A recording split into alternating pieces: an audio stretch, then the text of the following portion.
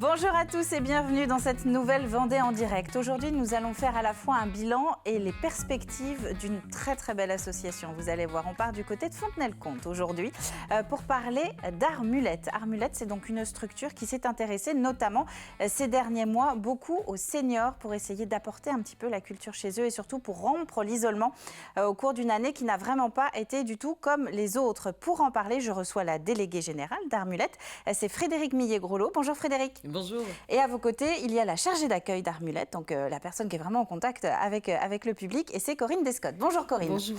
Alors parlons un petit peu de cette année, de cette drôle d'année pour tout le monde, et aussi en particulier pour Armulette, votre association habituellement. Donc l'intitulé exact, c'est Arts multiples en territoire. L'idée, c'est d'aider tout type de public. Et là, vous vous êtes dernièrement concentré sur les seniors. Quelle a été votre mission ces derniers mois ? Donc effectivement, avec le confinement, les différents confinements, on s'est rendu compte qu'il y avait des gens qui étaient très isolés. Et c'est vrai que nous, on a l'habitude, dans notre tiers-lieu artistique qui s'appelle le Giraphoscope, d'accueillir des seniors en journée. Et c'est vrai que là, on s'est dit, qu'est-ce qu'on peut faire pour que, malgré le fait que chacun soit chez soi, il soit possible de proposer des choses et donc d'éviter l'isolement. Donc on a inventé différentes choses. Des ressources en ligne d'abord, mais ça ne permettait pas de toucher tout le monde. Et puis ensuite, un dispositif qui s'appelle Cultura Dom.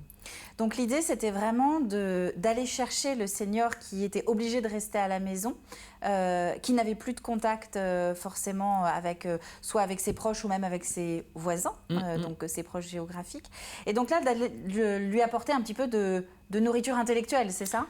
Tout à fait, tout à fait. C'est-à-dire que de redonner même tout simplement une place d'humain, c'est-à-dire qu'il y a des gens qui se sont retrouvés dans des situations où ils étaient dans de la survie, c'était plus de la vie. C'est-à-dire que effectivement des gens très isolés, des seniors qui n'étaient pas des gens qui venaient chez nous habituellement, qu'on est effectivement allé chercher, on a contacté différents organismes pour pouvoir les repérer et dire voilà, on propose ça, à qui on peut toucher.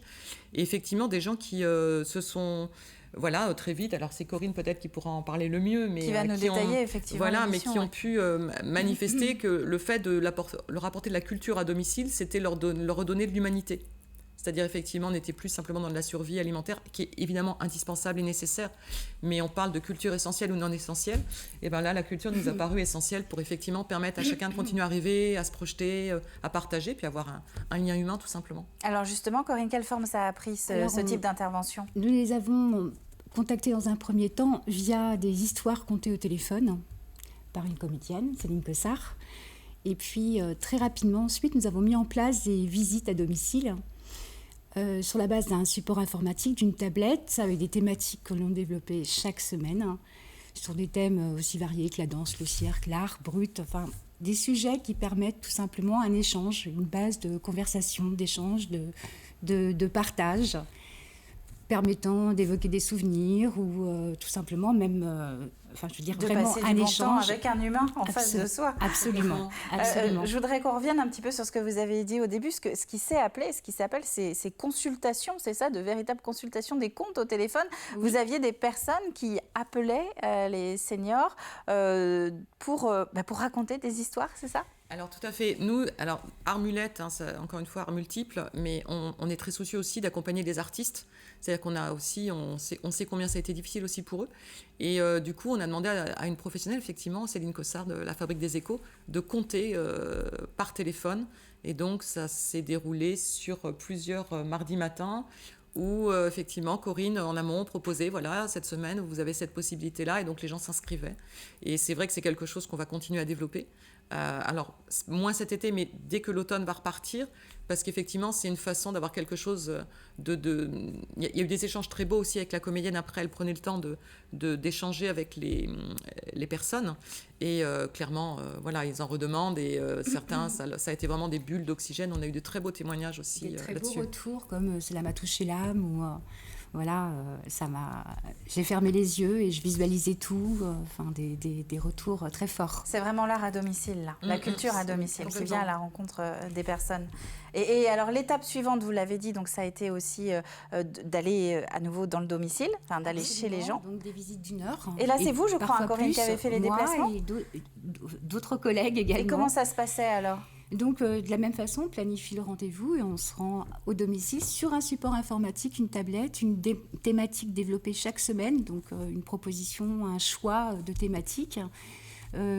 Lors de ces thématiques, par ricochet, on va d'une œuvre picturale, par exemple pour le cheval, une thématique sur le cheval, au travers du cheval blanc de Gauguin, vers Guernica, ensuite l'approche artistique d'un artiste qui s'appelle Joël Personne, ou encore le carré noir de Saumur, Bartabas pour le spectacle vivant. Et comme ça, par ricochet, on visite plusieurs univers. Et donc passer du temps avec les personnes que vous accompagnez.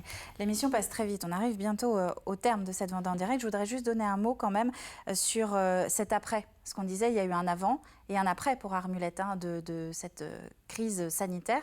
Qu'est-ce que devient l'association maintenant ? Alors l'association, mais elle a décidé de continuer malgré les difficultés. Donc maintenant, on va continuer sur Culture Nomade, parce que vraiment, on s'est rendu compte combien c'était nécessaire que ce lien perdure en fait avec les aînés. Et puis on va continuer aussi à accompagner les jeunes dans les. Plus que ce lien s'est fait par ce lien entre ces deux opérations, c'est fait par des spectacles dans les jardins des particuliers. Les particuliers ont pu donc inviter autour d'eux leur voisinage, d'autres bénéficiaires. Et à présent, comme le Culture Nomade a déjà démarré donc hier avec une sortie cinéma, ils se sont organisés en fait en covoiturage pour certains pour pouvoir donc déjà s'est mis en place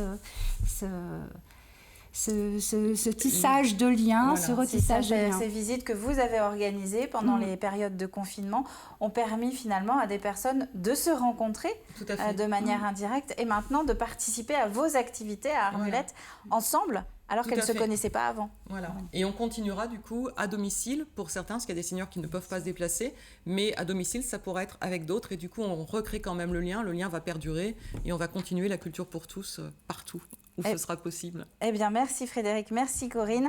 Un site internet si vous êtes intéressé pour accompagner l'association, puisqu'évidemment, vous vous en doutez bien, toutes les bonnes volontés sont les bienvenues. Armulette.fr, ARMULETE.fr, un seul T, notez-le bien. C'est la fin de cette Vendée en direct. Merci à vous de l'avoir suivi. Encore une belle page de solidarité.